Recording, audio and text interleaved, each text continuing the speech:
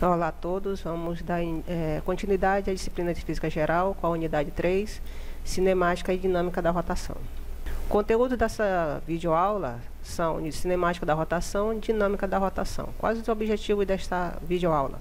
Descrever os fenômenos da rotação e aplicar os conceitos de rotação de um corpo.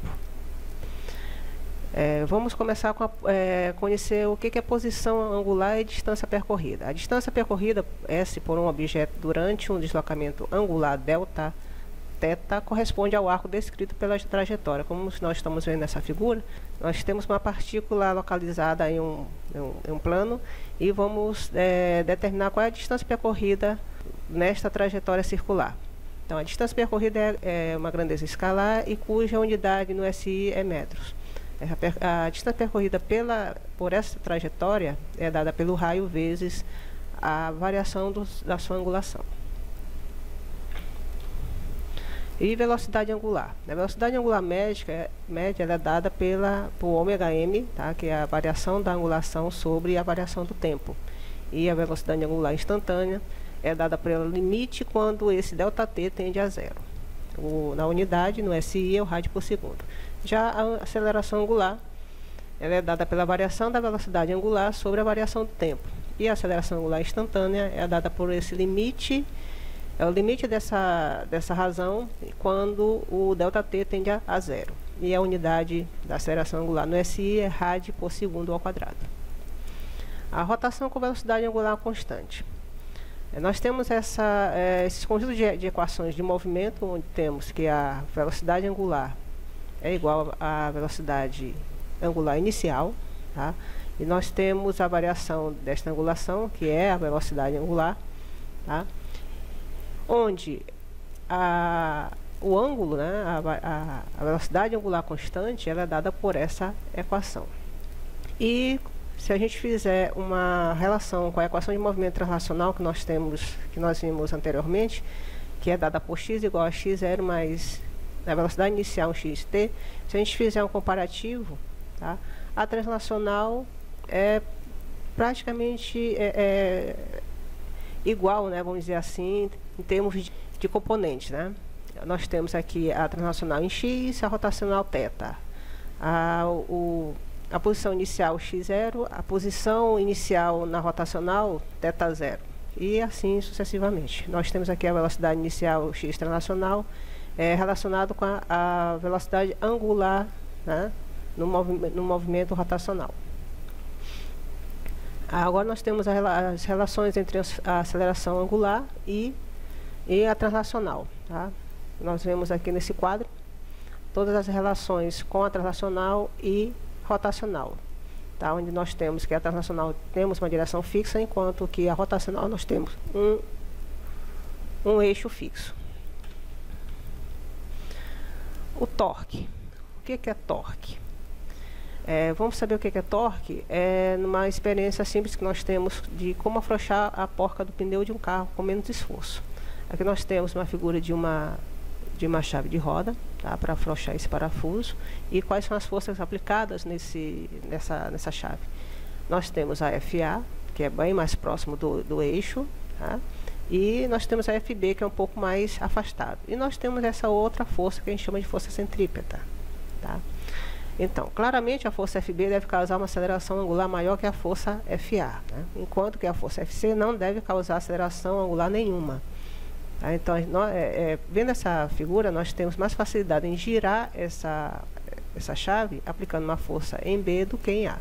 Então, se a gente fizer uma decomposição de forças no braço dessa chave, nós temos que a força que causa esse movimento, tá, é F seno de φ.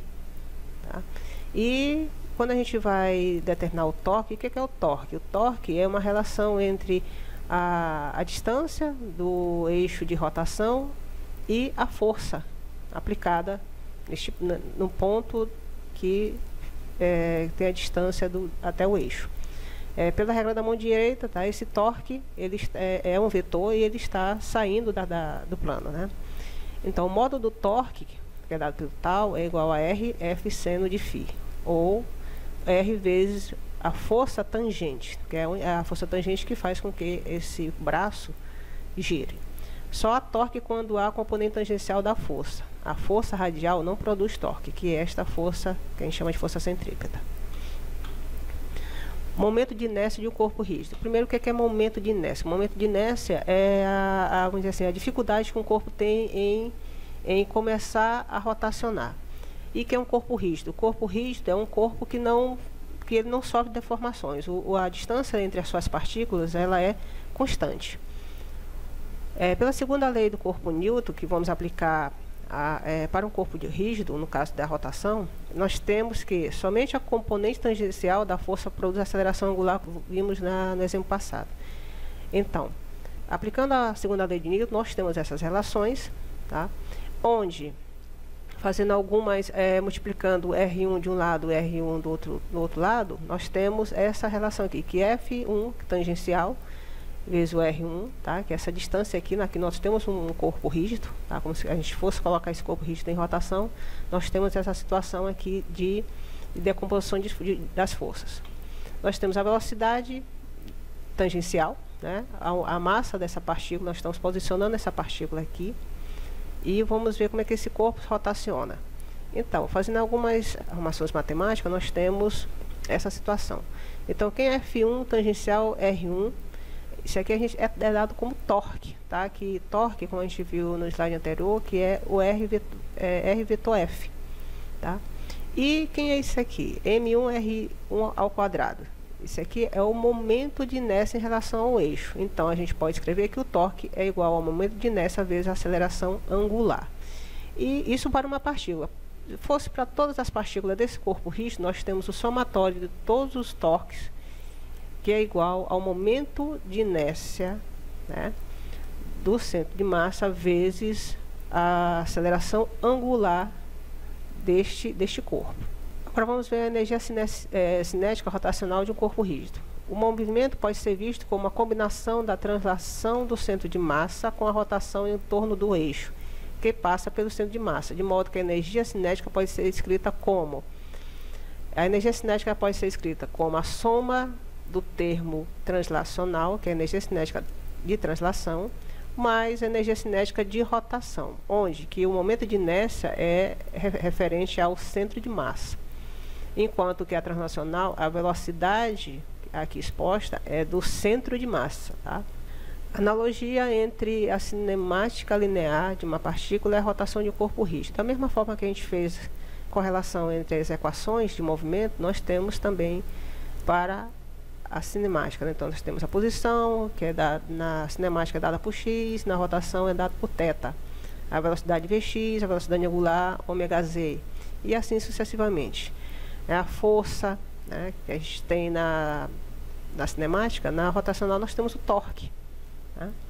E a segunda lei? A segunda lei é dada pela segunda lei de Newton, que é dada por a somatória das forças externas é igual a m vezes a aceleração translacional. Na rotacional nós temos também uma segunda lei, só que ela é um pouquinho diferente, tá? Porque aqui nós vamos ter o torque, já que a gente viu que a força ela é relacionada ao torque, tá? Na rotacional, e nós temos agora, ao invés de massa, nós temos momento de inércia e nós temos aceleração angular. O trabalho, nós temos o Fx dx, enquanto que o trabalho na rotacional é o torque vezes a variação do deslocamento, lá na rotacional, dθ, né? Bom, aqui nós temos alguns momentos de inércia, tá? De alguns corpos rígidos, tá? Nós temos aqui de uma casca cilíndrica, nós temos aqui de um cilindro oco, tá? Aqui nós temos de um disco ou cilindro sólido, de uma placa retangular, tá? O momento de inércia ele é determinado, obviamente, pela estrutura do corpo, né? Pela geometria, obviamente, pela massa, né, deste corpo. O momento angular de uma partícula. O que é o momento angular? Em relação ao movimento translacional, nós temos o momento linear, que é dado pela massa vezes a velocidade translacional, ou seja, a velocidade linear, né, vamos dizer assim.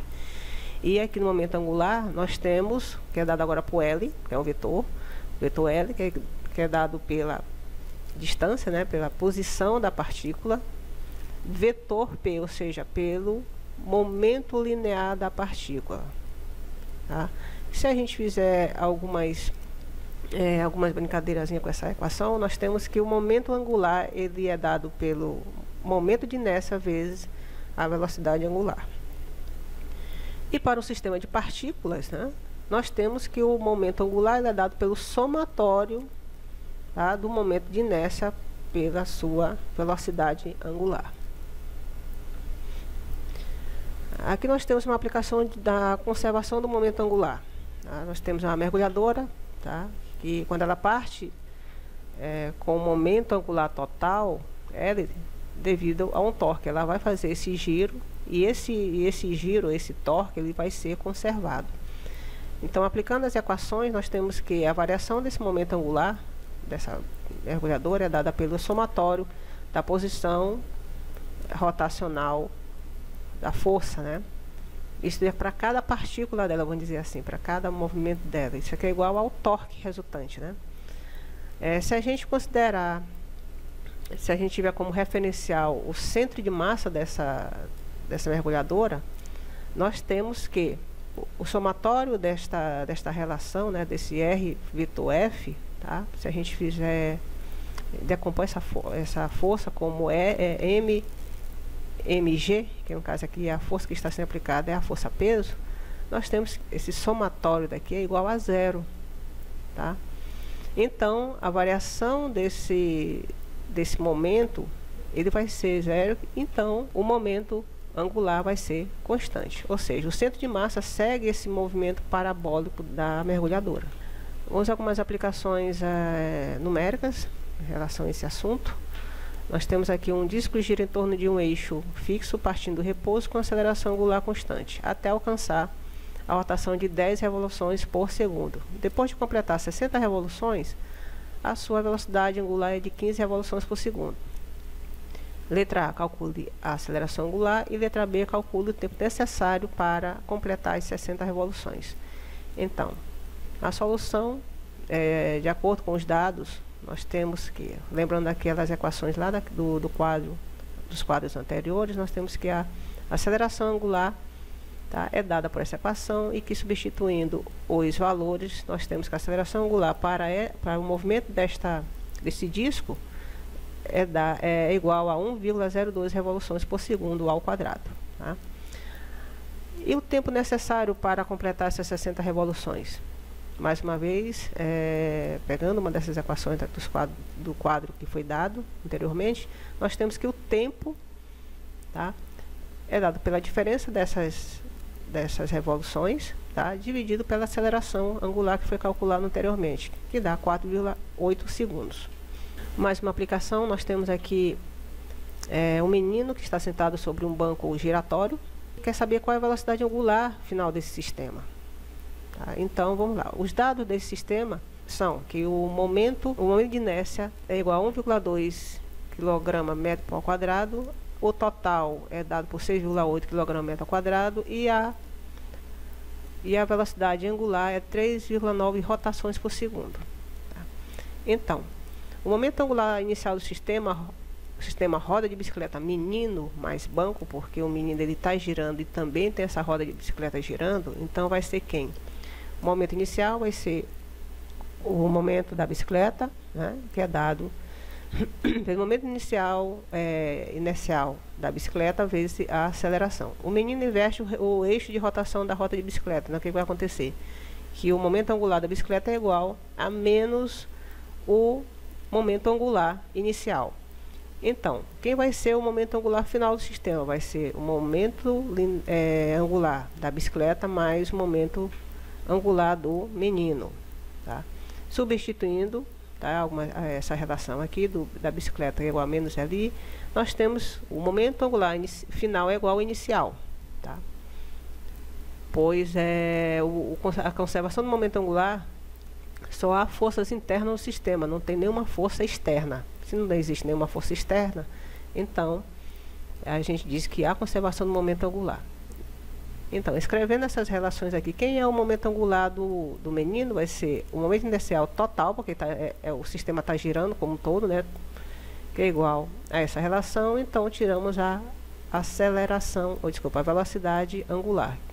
Substituindo os valores, nós temos 1,4 rotações por segundo. Então, finalizamos mais uma aula.